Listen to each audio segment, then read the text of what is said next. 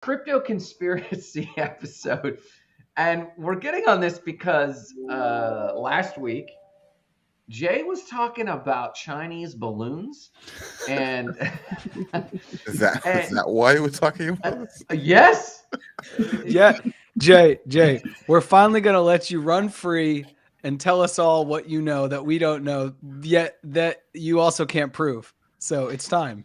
and Let's we've go. got Victor here Let's because go. and we've got Victor here. For those who don't know, Victor is involved in a lot, and we have a lot of respect for what he's doing with Afro, Latino, Caribbean art through the Artist Collective. But that's like just the tip of the iceberg. And partly why I'm loving Victor's here is I didn't even know he was bringing this to the table, but they have real time now the first live AI psychic. And so that's coming. We won't get into that in depth, but like I think this is included in the conspiracy thing. Like, is this possible? And they've got quantum explanation. So we'll talk about that maybe a little later in the show or maybe in another show. But I want to make sure that we're hitting on all cylinders. So before we dive into this, I want to hear a round robin from and just a headline from the panel here. If you have a crypto conspiracy, and I want to put it in queue for today's show. So like if you have one ready to go, I want to hear it. So real quick, Jared, do you have any? No, I don't really have any. I mean, the whole thing just seems like a conspiracy. So I'll pass the mic. I mean, no, like seriously, like, okay, I don't really have any that I like am wholeheartedly subscribed to as like maybe in other things in life. Sure. But the fact that you have this entity that is bigger than JP Morgan Chase, is bigger than most of the brands you use every single day, and no one knows who created it, like that feels conspiratorial. So, you know, that's and that thing's Bitcoin, right? So that just to the me, size of Bitcoin itself. I'm just all I've been doing is describing Bitcoin to you. So like I just Okay. think when any of us try to explain, like last night I was at the supermarket and there was a guy in front of me and he was trying to pay for his food and he had some so it's not really the size of Bitcoin itself, it's just kind of like Bitcoin, right? But he was trying to pay for his food, and this kid at this grocery store, and if he's watching this he's gonna think this is hilarious, he's like 21, 22, and every time he sees me all he does is ask me about crypto. I like walk in the grocery store. I was like, hey, Chainlink, should I get it? Chainlink. And I'm like, okay, I don't know. He always asks me about Cardano. I'm like, talk to my boy Grant. And the guy, there was this gentleman who overheard us, and he was having trouble paying, ironically, with his credit card. The irony gets deeper. And he looks at me. He's like, well, since I have time, because like my stuff isn't working. What's up, Brian? Yeah, exactly. My fellow tinfoil hat wearing degens. Hey, Brian, good to see you. He asked me, he said, what is cryptocurrency? And I was like, oh, crap, what is cryptocurrency? And then so I started with Bitcoin. I said, well, Bitcoin was formed in 2009, you know, probably as a response to the fact that we have too much centralization in banks and like we have too few people running the world and et cetera, et cetera. And he was like, okay, who created Bitcoin? And then it was right at that point where I knew I was over. It was over. I didn't have the elevator pitch was gone. Right. Yeah. So I definitely need to approach how I do that. But anyways, I just think in general, the space seems like fairy dust to people when you try to explain it to them for the first time, because half of the market cap, maybe not, it's like 41% right now, is taken up by this thing and no one knows who created it. So I'll pass the mic. Jay, I'll pass the mic to you. Go ahead. I've never seen you look so happy. This is so great.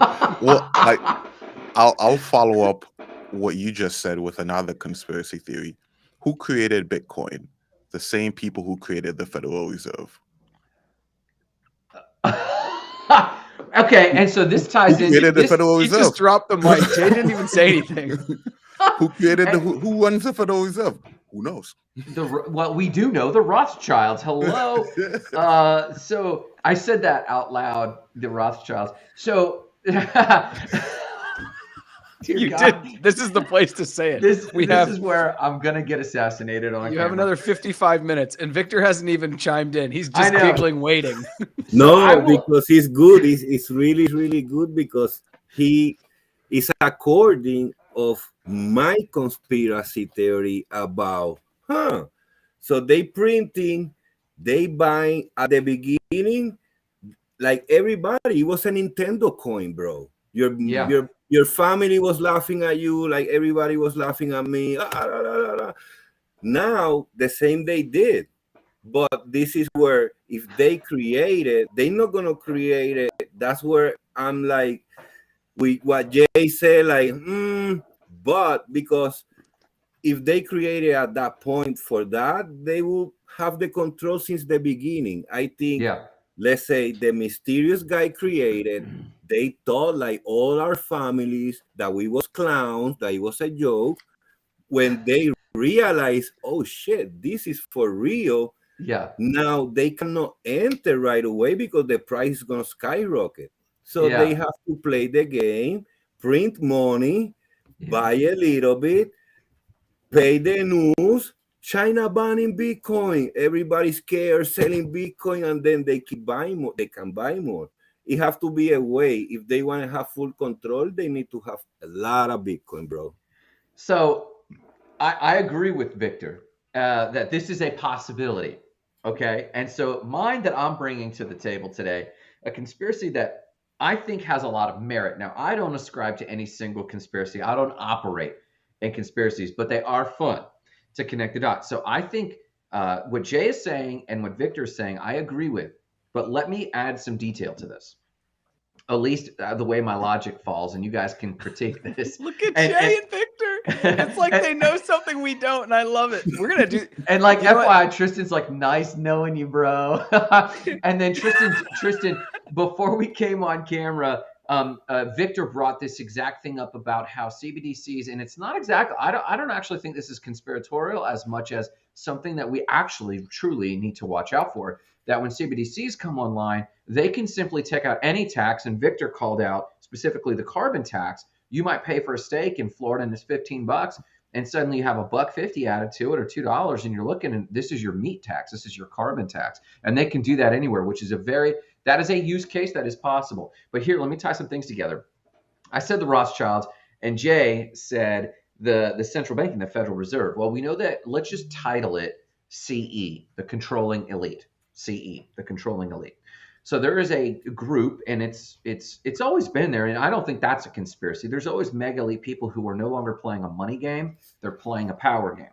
And of course, they have these chess moves. They set things up and see if it's going to work.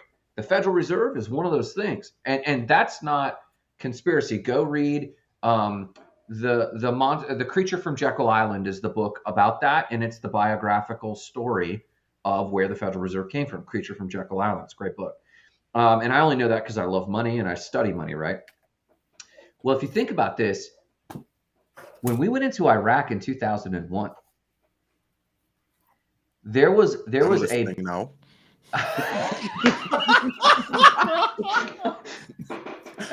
What he means is the first 8 minutes and 17 seconds he wasn't listening. That was his AI clone that was just smiling. So the dots that have connected, and to those watching, and specifically to the Rothschilds, I don't believe this, but I heard a friend say. Are you scared of the Rothschilds? No, this is not conspiratorial advice, NCA. When we went into Iraq, we went into for the claim of weapons of mass destruction, and we know that there is no weapons of mass destruction, but we do know that there was trillions of dollars that was cash dollars that disappeared into the Middle East. And they said a lot of Rolex, but they're like, well, this went to paying people off and all this to get this going, but I don't necessarily buy all of that. And then there was all the Kuwaiti gold and the Saudi gold that also disappeared. Some people believe that this was us but pre-digital currencies. This was the U.S. government and specifically the CIA shifting currency out of our books, off of our books into shadow bookkeeping. Believe it. Then Satoshi Nakamoto, the name comes from Japanese kanji.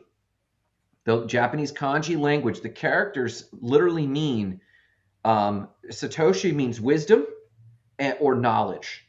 All knowledge, all wisdom. Nakamoto means the center of, also used for the base of operations of. And if you translate it, it's the base of operations of all knowledge. The CIA, the central intelligence of all things. Okay. And so some people think that Satoshi Nakamoto did set it up. And these billions, Jarrett, that you're talking about was largely funded by this black book amount of money that got ultimately minted. It went into shadow books and then funded this entire original operation. And to Victor's point, they just let it run because it wasn't even all the money that disappeared, but it was a large chunk of it that got it founded. And they just let it run to see, okay, it might be a clown show, but if it takes off, and the question is why? The CIA or the CE, the controlling elite, they want to give people a sense of freedom so that they can sit back and observe everything. So if you can give them a digital currency where they think is purely anonymous, but you have the backdoor key where you can see all transactions in through social engineering, and because you invented it, you can crawl all transactions. So now anyone who thinks they're hiring prostitutes on the web or doing nefarious deeds on the web, they can now just simply observe and cherry pick the worst of the worst. No, bro, they just gonna use Monero. What's going on with you, bro? What's going? But yeah, or Zcash.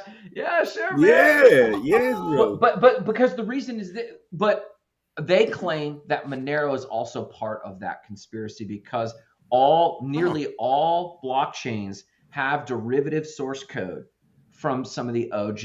Now the claim is that Ethereum was built from the ground up, but we know that Ethereum's quite centralized, relatively speaking.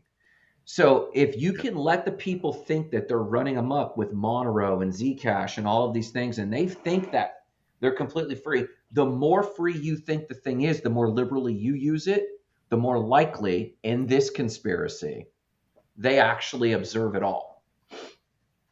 But I kind of like this conspiracy for this reason, because it also follows with what I think is really going on with conspiracies. I don't think conspiracies are to put us in FEMA camps or to put us in jail or to catch us. I think it's to have a full transparency so that you can actually catch the worst of the worst. So let me ask you something. If by generations since we was exchanging cow for shells, then we moved to gold, silver, then from the beginning of minting currency, then they mix it with copper, bro. So that's the beauty of this system. So do you think the Federal Reserve will go to Bitcoin where they cannot mint no more? They need a currency where they can have unlimited supply. It can be traceable. It can be traceable, but it's going to be unlimited supply. That way they keep doing the same scam where you deposit $10, they loan $1,000. If you don't run that way with the unlimited supply, you cannot keep the same system. And I don't think they're going to go to Bitcoin. In fact, it's just like political parties. If you can get people to fight over petty things and create division, then you can actually control that narrative. And so I don't think Bitcoin will ever be adopted by the Federal Reserve. And I think they'll throw mud at each other forever because everyone's going to move into their camp. But so long as you are winning from both, I think that's always the play. And don't forget about BRICS. BRICS have more gold.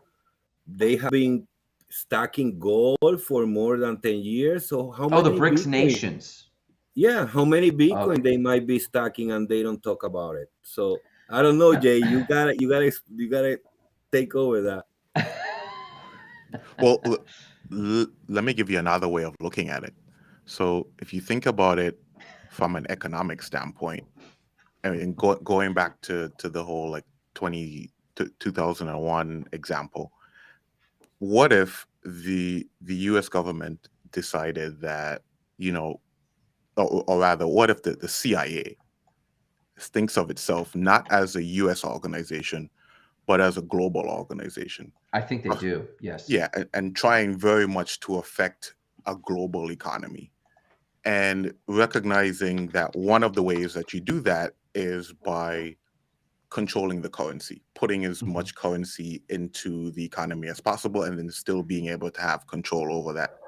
The way that you do that is by printing more dollars, right? And so in 2001 they printed $1 trillion and took it into the Middle East, and that helped them by then being able to have control over these people's wealth. So now your wealth is based in US dollars, and as a result I control your wealth because I control the US dollar. I can sanction the US dollar anywhere on the world, and if you show up with US dollars, no one will take your transactions, or will seize your yachts and will take your land and so forth. And then you see, remember Gaddafi, and it's clear. yes, exactly, all what's happening right now with every Russian oligarch. And then you see them very much like you're saying, Grant, trying to do something that's very similar with Bitcoin. Yeah. But I think, and we talked about this a little bit last time, the one thing that they did that was excellent, that sort of threw us all off of the trail, is that initially there were only 21 million Bitcoin. And so you're thinking that, oh, this isn't an unlimited supply because it's only 21 million of them. And initially you're like, maybe it gets up to $1. And so it's only $21 million. And then, oh man, it got to $100.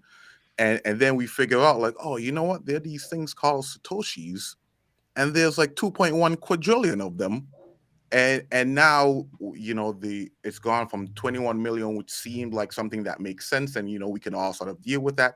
No, it's this basically not infinite, but almost unlimited supply of cash that is pumped into the economy.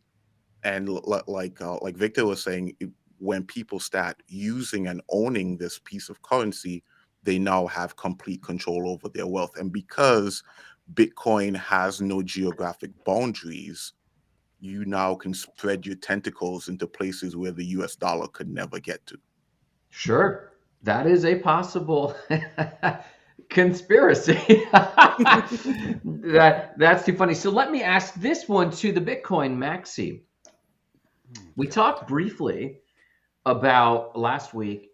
I think we dove into this a little bit, but I have a pointed question to you, Jared, about this.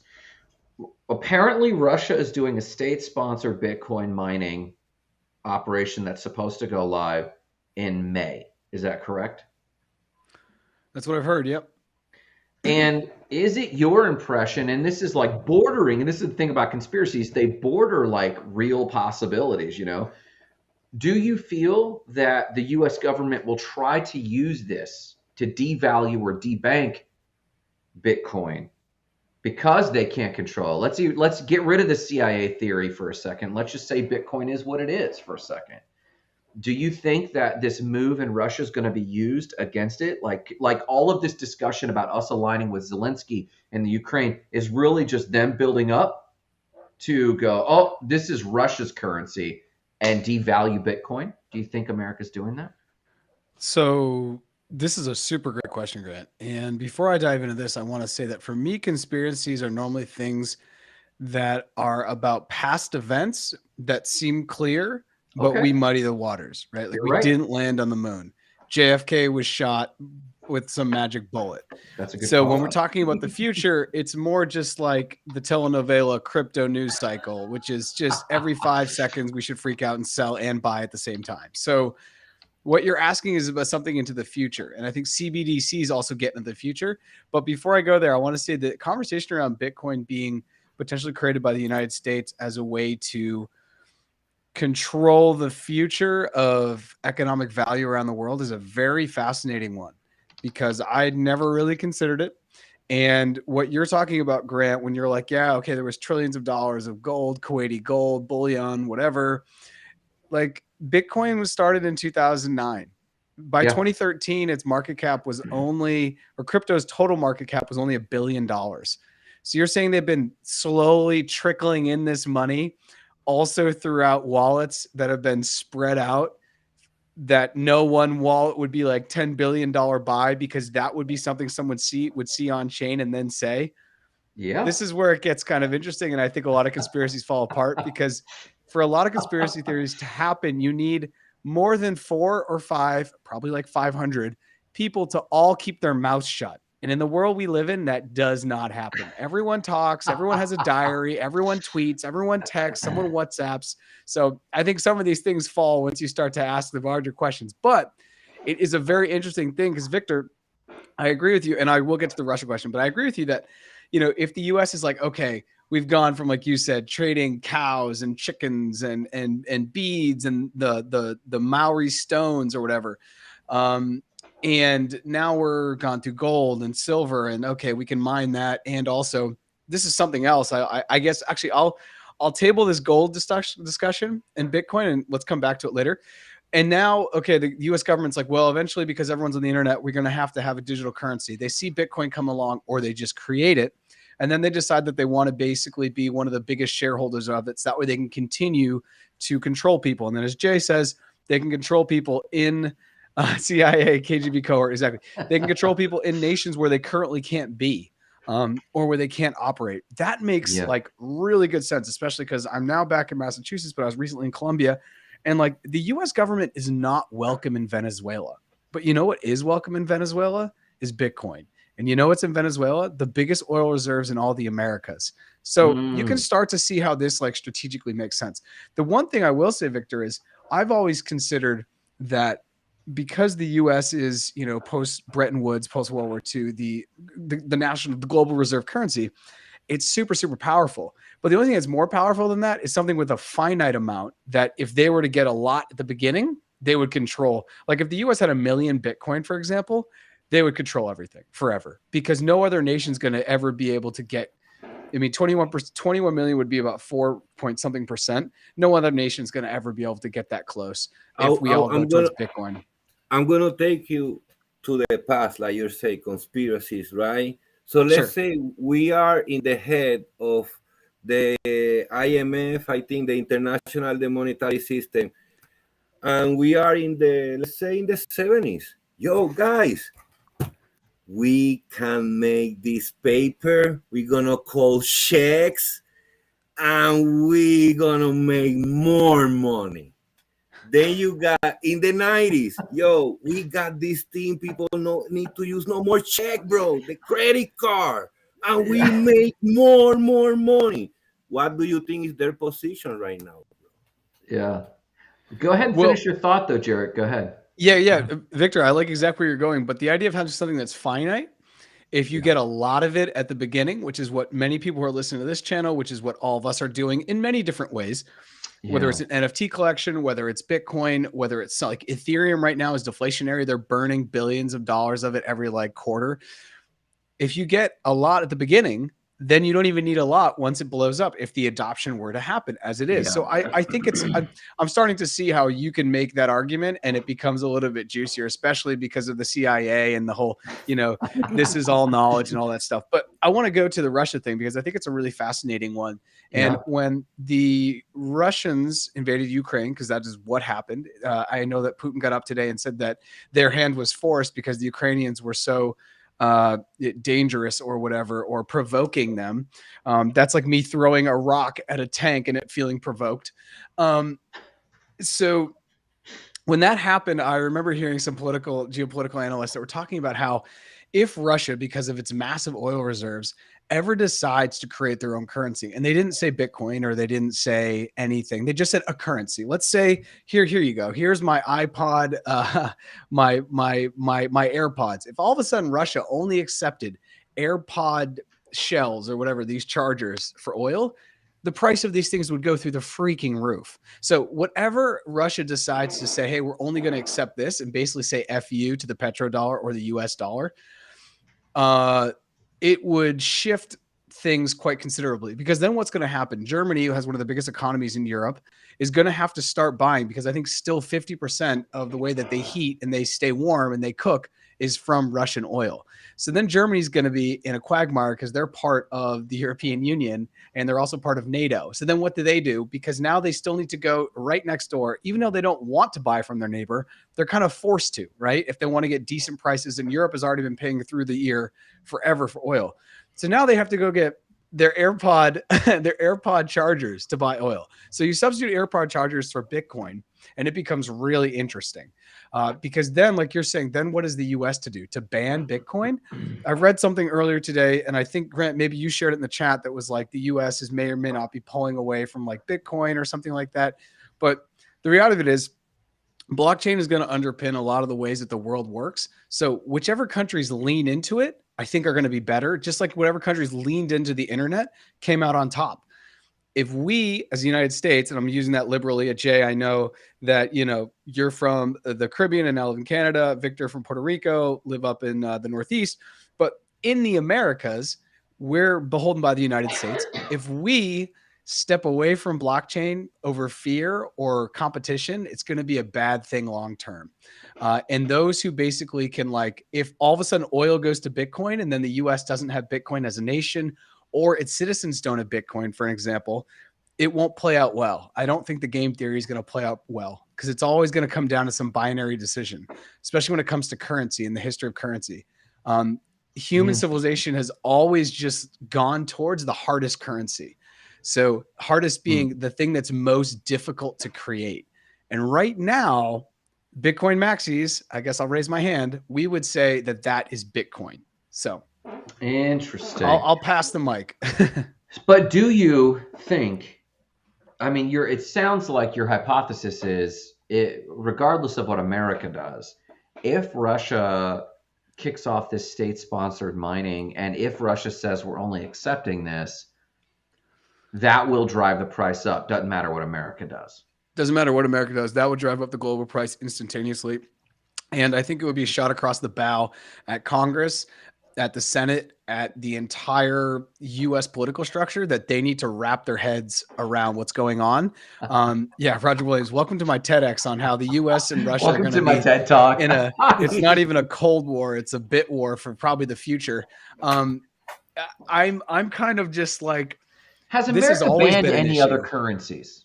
Like, is it illegal as an American to hold any specific currencies? No, I can show you. I got pesos right here. But come get me, CIA. I know. I mean, most of the Americas. Yes. In crypto, yes. In crypto, you cannot do transaction in different DeFi projects, and then you gotta use a VPN to be able to interact. Otherwise, well, I know that. I guess I'm talking about currencies, and the only reason I'm pulling this up, like, can Americans hold rubles right now? Can Americans hold North Korean dollars? Yeah, right I don't think you can. Can you? It seems like, based on the sanctions, like, you probably can't hold. That's what I'm getting at. Like, there are U.S. sanctions. Like the Iranian dollar, or whatever it is, you probably couldn't hold. Like, if you had some of that, and you know the FBI showed up at your door, you probably end up in Guantanamo, I imagine.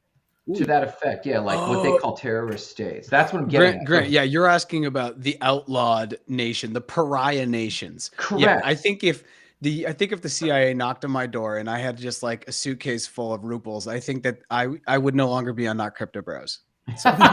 You would just be like a hooded character over here.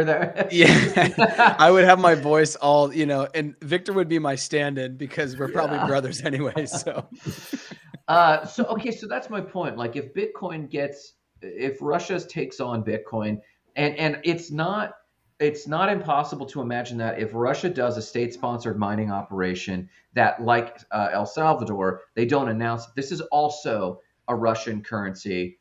Like, they've got two currencies. I don't think it's beyond the realm of possibility that the United States says, well, Americans are banned from holding Bitcoin and from doing that because this is now a Russian. This is interesting. Tristan says it's against North Korean law to take their currency out of the borders. And I remember when I traveled a semester at sea, at the time, Vietnam had a rule like this, and I collect currencies from every country I go to, and I had to sneak. I think at the time I felt like I had to sneak that currency out of the country, but I'm not entirely sure. But I hear what you're saying about this hard currency and this limited supply, but the U.S. government is brazen, and I don't imagine. Brian, of course, Brian's the professor. He says, here's the list of restricted currencies. So someone grab that from LinkedIn because I'm totally curious. But I wouldn't, to me, it would actually reduce the price of Bitcoin because as much as you're saying there might be a bump, hey, Russia adopted this. Sure, if Russia adopts it and there's no reaction, I think it will take off.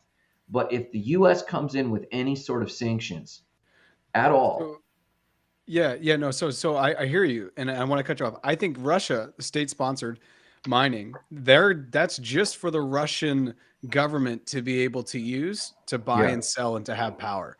It's not going to be like El Salvador, where it's going to become a national currency where citizens can Interesting. hold it and buy and sell it without having tax implications, which is the Okay. situation in El Salvador. The Russians, that's a dictatorship, right? They don't want to give their citizens freedom. They don't want to give their citizens, in a dictatorship, there's no such thing as private property. And that's what Bitcoin is really.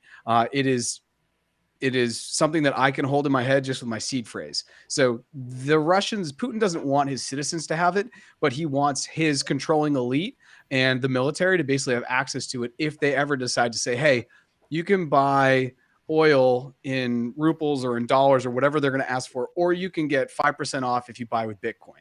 Because that's probably how they would probably do it. Even 1%, 2%, the incentive is crazy because of how much oil could cost for a nation. So I don't think it's something that they're ever going to let their citizens have, just based on the fact that it is an authoritarian over there at this point. So sidebar on this. USA, Oh, go ahead, Victor. Go ahead, Victor. And USA will come up, like you say, yes, we banning Bitcoin, blah, blah, blah, because they want to buy more and the institutions to buy more. So they're going to push the narrative. The paper hands will sell and they come back. Hey, you can buy Bitcoin from us, and Bitcoin is going to be in 500, who knows, a million. I wouldn't put it past them. I would not at all. But can I throw in another conspiracy theory here? Yes, let's go. And I'll say this one is all sprinkle it, Jay. Sprinkle it on top. Yeah. This one is all mine. I haven't heard anyone else say so. I could just be This is completely off. On Take this one. video, put it on the blockchain, put it on an inscription. This is just Jay Harris. This is Jay's ordinal. Go ahead. Jay's ordinal. So my conspiracy theory is every time there's ever been a major decline in the price of Bitcoin has come at around the same time that there's been a major whistleblower against the US government. So in 2013, when we were at like $100 and we fell down to, I forgot whatever it was, that was like the first like major crash. That was Edward Snowden. Yeah, that was Snowden. The other major one that comes to mind right away is 2019. That was President Trump and the Ukraine whistleblower. Mm-hmm. The one that I haven't been able to fully figure out is 2017. There were lots of whistleblowers in 2017, but which one is exactly connected? Is that where Julian Assange and WikiLeaks comes in? Is that did that happen in 2017? The Panama Papers. Earlier. Was it the Panama Papers? Oh, Panama. That's a good one. Let's why do you think Panama that is, though? Papers Connect happen. the dots. Why do you think that is? I feel like I forget which of you were saying this just now, but it's like, it took like a really long time for people to sort of develop the interest in crypto and blockchain and Bitcoin.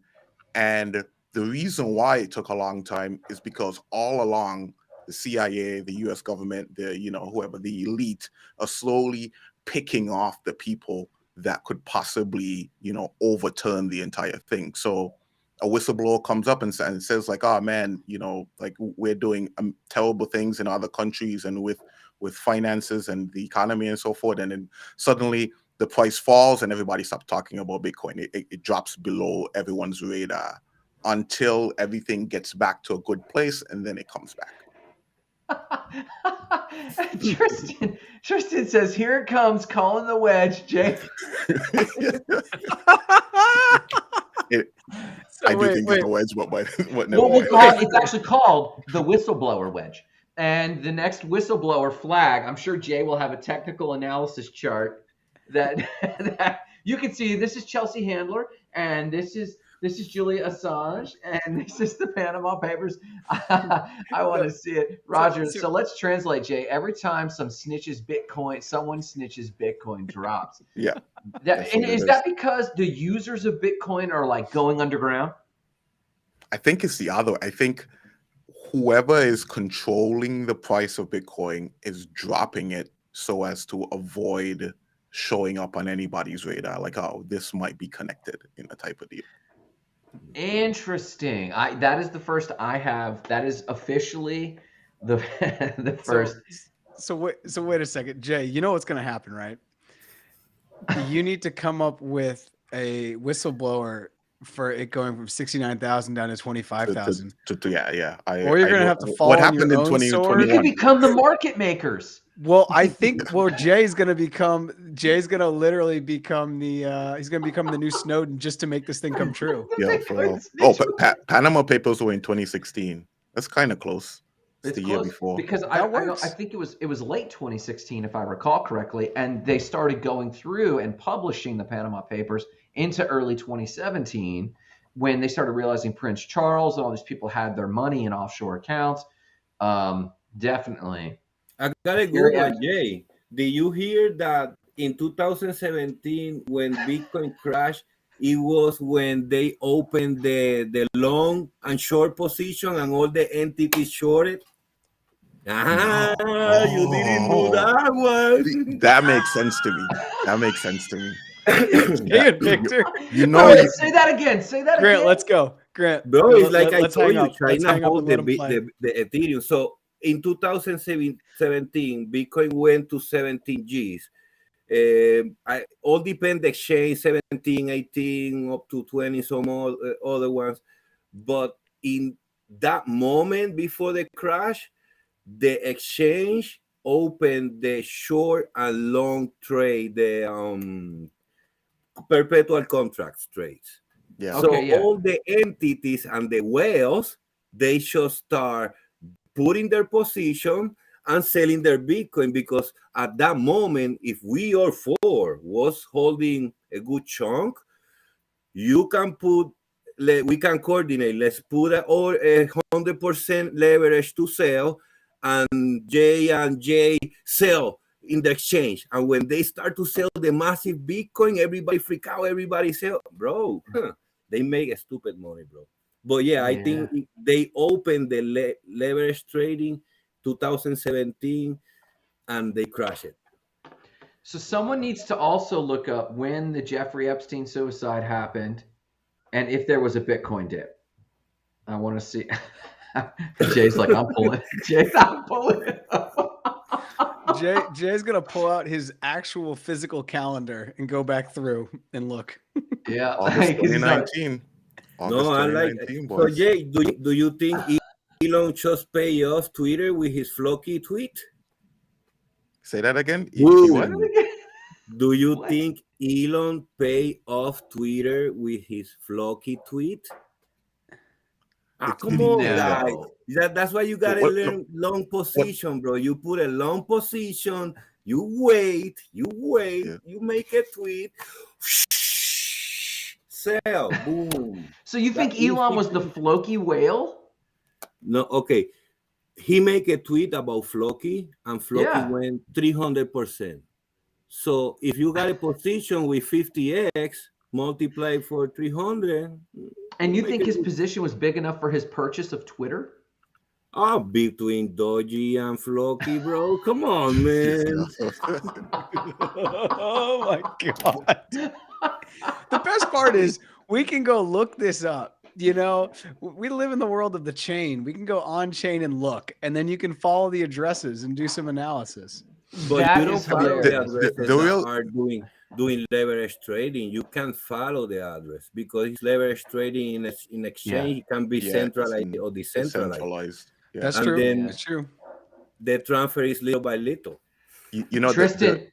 Oh, go the ahead. Go ahead, Jay. the conspiracy around Hold the on, Twitter Jay. You got to person. read that. Jay, you got to read that. Yeah, I saw that. Yeah, in 2019. 100%. Grant, I don't know how you call that, but you're in the conspiracy universe now, buddy, and this is it. I don't know why that's so funny to me. This is ridiculous. People die every day, and Bitcoin goes up 10 to 15% every day and down 20% every day. So every day, Jay feels like he's He's like, yeah, vindicated. I knew it. I knew it. One Tristan, of those nice knowing that's you. true. Yeah, But yeah, Tristan. the real conspiracy behind Twitter is Okay. and this is one that I heard. So And I'm struggling to remember the name of the guy. I'm like, hopefully no one gets offended, but the Middle Eastern guy who was, I think, chairman of the board at Twitter, or he had like a really high position. Okay. And it was like one of the princes from the UAE or something like that. The whole thing, what people are saying is that Elon bought Twitter with the intention of taking it private and then basically selling it off to the UAE or the Saudis or whoever, and that's really the reason. I would believe that one. I would believe that one. He can hook up all the wires with Neuralink, and he gonna get the money right away, bro. So, but why is that a conspiracy? Like, because to me, that's like, forget that it's the UAE for a second. Elon basically took his stake, a ton of Twitter share or Tesla shares, and basically staked them, got financing from royalty out of, I think it was the UAE or the Middle East, but we could say anywhere, just got financing. And with the plan, and how do you sell financing to the tune of billions? You offer to take it private, and you offer to let them take a controlling share of it being private. Is that a conspiracy, or is that like good business sense? Well, it would have never been able to happen if Twitter was still a public company. Like, even if it were legally possible, I don't think people would have allowed it to happen.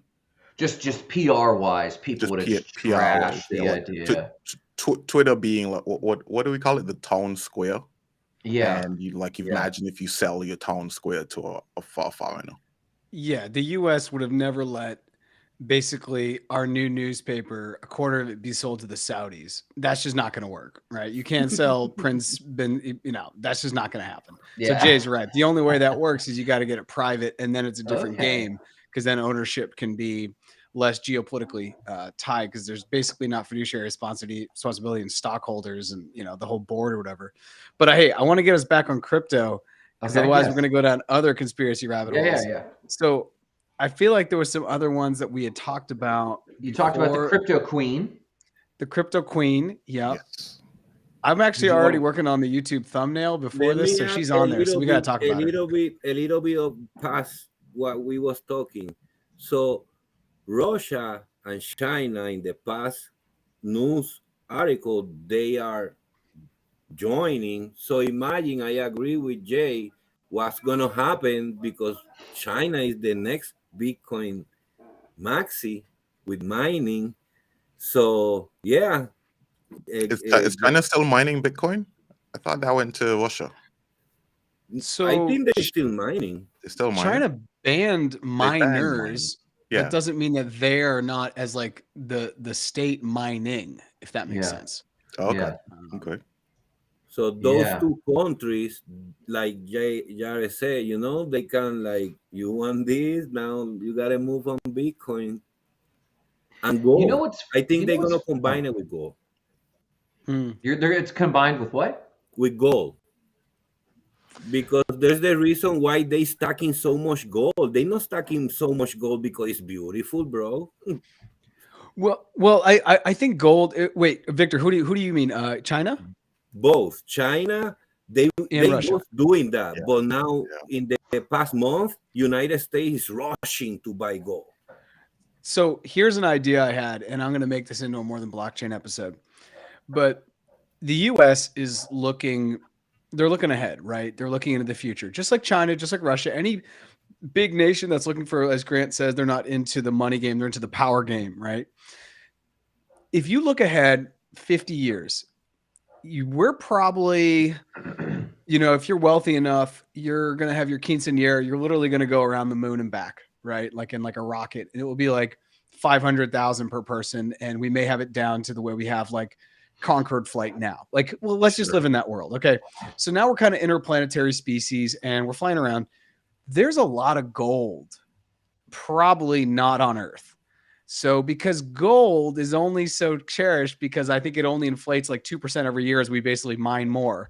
There is obviously a finite amount, but we don't think of it that way, because really that amount is only limited by our resources, right? If it costs $1 million to get an ounce, then we just have to see how much it's needed, right? So whereas Bitcoin, it could go, the price could go forever. So I was thinking the other day that like the nation that has as much, and this is such a Bitcoin maxi thing, but like the nation that has the most Bitcoin, or the person or the individual or the company, like Michael Saylor, right, with MicroStrategy, he has so much Bitcoin and he's leveraged fiat debt to basically stack Bitcoin. Now, this will either be looked back in 30 years as a genius move, or it will be looked back as the dumbest move. And we're going to see what happens. But I was thinking the other day, once the human race is interplanetary and we're able to go and basically find gold and find all these other really what are now on Earth scarce resources. Our scarcity on Earth is only bound to the fact that we're stuck on this marble that's floating in a vacuum, right? But in all of the solar system, there's only 21 million Bitcoin, as far as we know now, right? Unless the CIA apparently decides to change that if we live in that world. But as we start to move out in 200 years, when we're interplanetary, we may just have the miners, the gold miners of the future, may just go out on rigs and bring it back. At which point, having gold no longer is that scarce, right? However, having Bitcoin could be phenomenally scarce. So anyways, that was kind of like my own little thing, not even conspiracy, because just kind of an idea I wanted to throw out and that's see if a you guys... good one, bro. But you make me think then why the Anunnakis came here to dig for gold and not in another place. I love it. They came for water. Victor. Why the Anunnaki? Because the Anunnaki needed people, man. And Nibiru, for those who don't know this, Nibiru was the ninth planet at the time, right? And its orbit is like on like a 50,000 year orbit around the sun. And on its orbit elliptical, when the Anunnaki were here, Nibiru was within distance of Earth. And this is why we haven't seen it. And there is a theory that Nibiru was destroyed in its last passing. This is why in a lot of the ancient Sumerian texts, there's actually spaceships and another planet called Nibiru. And the Anunnaki came from there and got stuck here. But I don't think they needed to be here. I think they actually got stuck here. If it's true, I don't think this. I haven't spent any time. You sound pretty informed. It's too late now. Way too late now. Yeah, we're gonna take this audio clip. You're never getting a job again. Hey, I'm Grant Sparks. I want to be your coach. Aren't you that Anunnaki guy from the internet? Did you see my not conspiracy advice? Yeah, did you see Not Conspiracy Bros show? Oh, never mind. Anyways, I think they came here just to make friends and got stuck here, really. It wasn't resources. Going back to your infinite metals thing. Yeah, that's sorry, I was going to make a bad joke. But it's like, yeah, that's what they said about Columbus. It was just here just to hang out and make friends. Just here to be friends. I do think that we will do asteroid mining in our time. I don't think we will even need to send people. I think droids. I think droids and robotics are a very real possibility. If we look at the two rovers on Mars, the level of intelligence on those rovers, A, is old tech, B, is still supremely impressive. And I think that with AI guiding specific AI, not general AI, specific AI, being able to guide these so that they're not waiting for sometimes, minutes or hours for instructions from Earth. There's the one asteroid, I was trying to pull it up, that was solid. It's like solid titanium or something like this. And it itself is worth like, I think, $1 quadrillion alone. And Jarrett, to your point, that particular precious metal, it might dip. It might. But when you think about the cost of getting the resource, right now, we lack the resource. And so it's expensive. So once we have to build an entire industry called droids and spaceships just to get there. By the time we get there and then extract it back, the cost of having gotten there is still so high that it doesn't depreciate the asset. In theory. That's a good point. I mean, that's a great point. And that's behind Bitcoin. That's when people are like, oh, there's nothing backing it. I'm like, yeah, to get one Bitcoin, you need so much computing power. And to get that much computing power, there's a cost behind the energy. And that's really how you can figure out whether it's undervalued or overvalued, right? Yeah. And for a moment there, when it hit 15,000, each Bitcoin costs like 17 or 18,000 to mine. But you're totally right. to create everything you're just saying, that could be a $3, $4, $5 trillion industry to go get 300 billion. And we'll So do it's that on like- debt. We'll do that on credit. And so when you look at that credit, you're like, dang, okay, they're speculating. And how long will it even take for it to start getting here? And then how long will it take to collect $2 quadrillion? Now, there is other ways to do this that are much more efficient, like actually pulling the asteroid out of its orbit, slowing its velocity down, putting it in Earth's orbit, which competes with the moon. So gravity's off, but it is a lot closer. But when you talk about creditors, JP Morgan and Chase and all these bankers who are going to extend quadrillions worth of debt, like it kind of is evened off a little bit. And so you might have a depreciating asset. But this, I always come back to this about Bitcoin. I need to hear the demand case. I get the supply case. The supply is limited. I get that. It's very hard to do. It will get increasingly hard.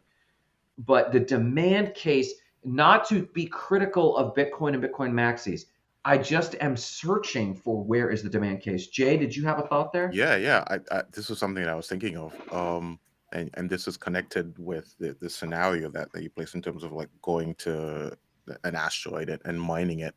So could the demand for Bitcoin in the future be based on the fact that, one, we have access to these precious metals in the sky, but two, because of the way that we usually consume precious metals, in that we just store them on the ground somewhere in like a Fort Knox, those metals never need to come back to Earth.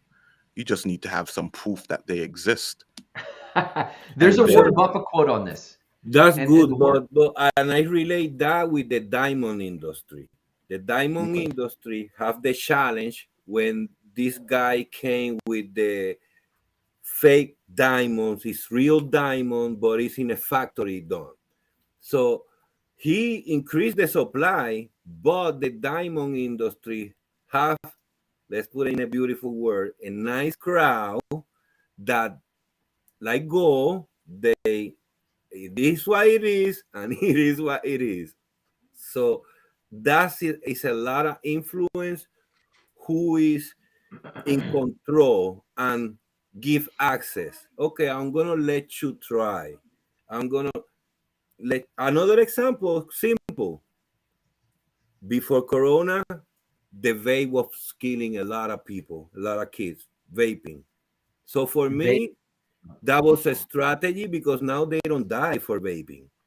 But when Yule came out, if you was the Newport owner, you feel it, bro. All the tobacco industry, they feel it. So they like, red card. Hey, you gotta do something here. And then, it's that other concept. That's why the diamond have value, bro. Because what? The diamond. Why a diamond have value? Sure. Because it's a psychological manipulation that they put long time ago. And if you don't give a diamond to your wife, bro, you're in trouble. So that's the real value of the diamond. If you don't spend a month's salary on the diamond, yes, because you're showing to your partner how much you're willing to spend for her. So that's the marketing, though. I think a lot of these precious metals that we're talking about, they have a strong industrial demand. So Jarrett or Jay, they will need to bring some of these materials to Earth. We are over consuming. Like, I think if you go look at the Earth's economic consumption, America alone consumes 4 Earths worth of its share of resources every year. Like, we are over consuming. So we will need some of these resources. But I think Warren Buffett has a quote about gold. He said, we're the only species that takes something out of the ground, shines it a little, and puts it back in the ground in the form of safes. And so you're very right. But why do we do that? We do that for refinement. And I know that Peter Diamandis of the X Prize, he's big on sticking refineries in space. Now, refineries by proxy take oxygen and gravity. People don't realize this, but like most refineries, we don't think about gravity. but it requires gravity and oxygen to get the heat going the way it is and get the pressure going so that dross rises to the top. Because even though the titanium is there and we could basically mathematically compute its value even without refinement, the process of refining gold or titanium or platinum is its own form of ensuring. It's almost like auditing the blockchain. It's ensuring that this is what we say it is. It's ensuring that it's that level of quality. So I think we'll still have to solve for precious metals, but you do raise a really valid point. So long as like whoever controls the gold controls, the game. Whoever controls this titanium controls the game. Whoever controls the largest chunk of Bitcoin controls the game. So they could control that from space. But at some point we will want to make use of it, like, because things only have value if they are exchanged eventually. But I thought you were going to make the case about Bitcoin from this regard. Since we have instant currency in the form of Bitcoin or cryptocurrencies, why couldn't we fractionalize something like the titanium asteroid immediately? And we already extended the credit, basically future value. Credit is future value. Why couldn't we circulate the wealth earned over the next 50 years of that asteroid now? And I'm sure that's an actuarial game as to like whether or not that would work. But like you have an android that basically goes, I got a pound of this titanium, I'm flying it back to Earth, and it's like, see you in another 3 years. But immediately the value is then minted in the form of an NFT or something, and people can now acquire that. And when it arrives, it's theirs, like BitGold. What's your thought, Jared? You look like you're chomping at the bit on the thought. Yeah, I mean, I think that's exactly how it happened. Humans love credit and they love debt, whether toxic or good debt. So the second we find a pie in the sky and the four of us put our money together, we put 6 Bitcoin together and we can go buy it. We can start leveraging that to the hilt here on Earth to basically get stuff. Be like, no, we're good for it. Like, what's your collateral? Well, it used to be 600, rental apartments, but now it's 3 pounds of this new, space rock essentially. So I totally think that that's a reality that could happen. We need a good insurance, bro. You need good insurance, and we're also going to need a really nice multi-sig wallet. And the thing about Bitcoin and the demand, I just think it's a long game, and I think it will take its time. But like, currencies are dying every day, and if you're just in the United States, you do not see this. But like Venezuela right now, one of my coworkers was just there, and he's like, I've never seen a case bigger in a country ready for Bitcoin and stable coins to come in and really help people out, to help them kind of slow the volatility of their depreciating currency. So I do think if you're making the dollar, or you're making the euro, or you're making the yen or the ruble, or like, maybe not the ruble, but some certain currencies, the British pound, you're probably going to be okay. But out of all of the nations that are like, under what's the word I'm looking for? Recognized by the United Nations, 94% of them, their currencies are going to go to zero in the next 30 or 40 years due to hyperinflation. And the fact that they're pegged to the dollar, and we're going to keep printing to the hilt every 4 or 5 years or political cycle. So the demand is going to happen. I mean, if we sat here 4 years ago, you could say the same thing, but where's the demand going to come from? And if we sat here 8 years ago, you could say the same thing, but where's the demand going to come from? Bitcoin has gone from, I was reading a thing today, it was once sold for 3 cents a Bitcoin. And now it's at 25,000 and people think it's dead. So I'll let somebody else do that math. But what's up? What was that? I'm saying Bitcoin was once exchanged for 3 cents a Bitcoin, and now it's at 25,000. So when you think it's 25,000, but people think it's dead. People think Bitcoin is failed. People think it's dead, and it was sold for 3 cents. Yeah. And I've one of the things that, like, the one video that's really gone viral more than blockchain was just about how 0.1 Bitcoin is going to be a lot when you really look at it. I was just in Colombia, and the average, the minimum wage there is about $250. $250, and those people are barely making it by. So for them to be able to afford right now a tenth of a Bitcoin would be $2,500 or 10 months of their work if they were doing nothing else but buying Bitcoin, not renting, not eating, not transporting, not doing anything, not having fun, not buying a beer. So I guess my point is, the demand for Bitcoin is going to come it's going to come from emerging markets. It's going to come from the developing world as their currencies die, and it's already starting to happen. So now you're answering the question. These charts I've been throwing up, one was the Venezuelan bolivar, and this is the Colombian peso, right? Yeah. Yep. And this is a 2-year chart, and it's going to zero. The Venezuelan bolivar going to zero. And when I ask for, hey, what is the demand case? I think a Maxi's best answer is emerging markets, because an emerging market with a currency doing this. If you say anything other than this is a failed state in its current state, it might change next quarter, something might shift next year, but in its current state, if we cannot provide the basic necessities, basic cost of living, or if our people are working hard, Colombians, Venezuelans, they work hard and they show up and this thing goes to zero, and because of how you're stewarding it, that's a failed state, and you're absolutely right. That is the best synthesized response I could ever hear from a Maxi is, let's just pull up the chart on a few of these currencies, and you tell me what emerging markets are going to start asking for. Like Jared said, Venezuela is a good example, having a big oil reserve, gold.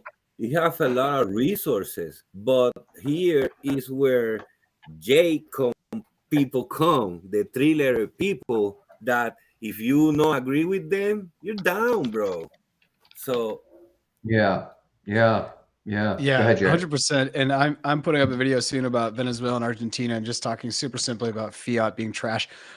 Brian said one thing: we're denominating everything in dollars, which is also going to zero. I mean, there are those charts out there that over the last 100 years, the dollar's lost 99% of its purchasing power, right? Sure. And you know this if you go to buy food. I went to buy food yesterday, and it was like $40, and I was just like shocked. Even I was like, whoa.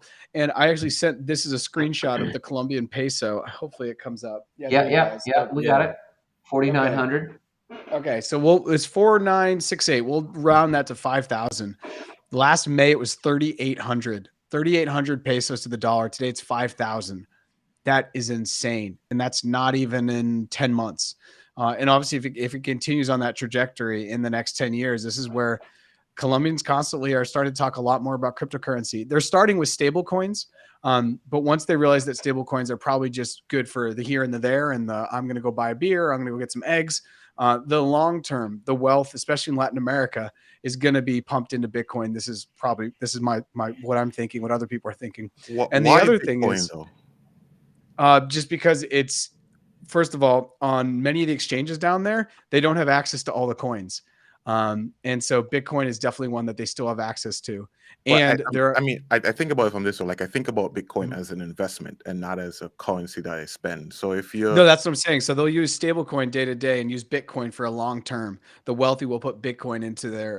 You're talking about the wealthy. Okay, no, I got you. I'm talking about the wealthy. And the other thing is, what happens when a currency goes down, right? As the Colombian currency goes down, the one thing that happens that's guaranteed, and this is all human, and if you're in Econ 101 anywhere, foreign investment comes in.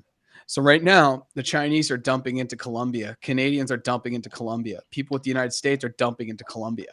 That money comes into Colombia, is spent, and then they need to figure out where to put it, because they're not in hyperinflation, because I think that's 50% per month, but they're in a situation where they're losing so much per year that they have to figure out where to put it. And they can't really, no one wants their pesos, right? They can't take them and like, if they exchange them into dollars, it hurts. So they can just put them into Bitcoin and skip putting them into dollars. And there you go. So interesting. Well, guys, the conspiracy episode actually turned into some pretty quality dialogue about value. And so I like that, how in our day and age, you can talk about like extreme conspiracies like the Anunnaki or the Nibiru, but if you connect the dots at all and you're a sane person, you actually get dragged into reasonable conversation. Fun fact, humans have a tendency to see patterns where they do not exist, or where they exist but are meaningless, and it's called apophenia. And it is a trait that can be diagnosable. The group in America that is diagnosed with this the most often, QAnon believers. I was gonna say conservatives. Okay, cool. Same Z's. That's a Russian nesting doll there, Jay. So The Russian nesting doll. And that's another conspiracy for another day, that God is QAnon. We'll talk about that on some other episode. I legitimately heard this from a friend of mine, that they believed, because no one knows who QAnon actually is, it's God through the vessel of Donald Trump. That's for another conversation. Let's deal. Wow, damn, Yeah. that was a bomb. Yeah, something else. So real quick, everyone, Victor, where can people find you? In LinkedIn, Victor Rivera. Twitter is African Art NFTs. African Art NFTs. And if you ever want a good shill recommendation, please reach out to Victor. I think he's on the Blur train right now. I think he's checking out Blur, and I think he's checking out Flocky. Flow. I'm in the Flow trade. Check your DM. Now it's like dough. Now it's like dough. Flow is like gold. Shout outs real quick. Jay, do you have any shout outs today? Yeah, I'm gonna shout out the people who are suffering from crypto layoffs again. I heard today that Polygon laid off 20% of their workforce, like a lot. Yeah. So the layoffs are back again. So shout out to everybody who's going through that struggle again. Hope it all. So do you think conspiracy? Do you think that layoff is because of AI substituting all this work? Because I don't think it's AI. I think it's the Federal Reserve wants to see a certain amount of unemployment, and all of the tech companies are complying. Damn, that's hard, bro. Shit. We got to get Powell to stop raising rates somehow. Let's just fire everyone and we'll be good. Exactly. Jared, any shout outs today? Oh my God. I shout out everyone who's in the comments. And Victor is such a good guest. Victor's the first guest we've had who not only brings fire on screen, but he's also in the comments. So Victor, thank you so much for hopping on. Grant, you got shout outs? My shout out today is to people getting by, and whether it's entertaining conspiracies or just seeing the brighter side of things, people entertaining themselves through the trials. And we know this, from Latin America. I spent a lot of time with Haitians back in the day. And, they just have this phrase called mountains beyond mountains, bro. And it was this translated phrase that means, hey, man, you could conquer a mountain. And they go, mountains beyond mountains. And there was it's type of Zen patience of it. Just there's mountains beyond this mountain, my friend. So let's just have a good time. And then if you see people take a lackadaisical attitude, they're not really being lazy. They're just taking life in stride. So for those who aren't taking themselves too seriously, for those who are entertaining and connecting the dots, that's my shout out today, because we need more of those people, because they bring a lot of laughter and joy. You know what I'm saying? That's a funny saying for people who live on an island. Oh, there's a ton of mountains in Haiti. Shout out to all you guys, because today, like you say, it was a different show like you guys used to do. But I agree with everything on past show. Like Grant always says, diversify. It's not only Bitcoin. You gotta diversify, and that's how you get the best protection in what is coming. What is coming, Jay? What's coming? Huh? War? What's coming? War. Yeah. Yeah, man. All right, Jared, where can people find us? Oh my God. They can find us on Twitter, LinkedIn, and YouTube at Not Crypto Bros. We all have different shows. Find us in the show notes. Follow us. This is also called Not Crypto Bros, Not Conspiracy Bros. And today was our celebration of 50 episodes talking about crypto conspiracies. So that's it. That's all I got. Have a great day, everybody. Thanks for stopping.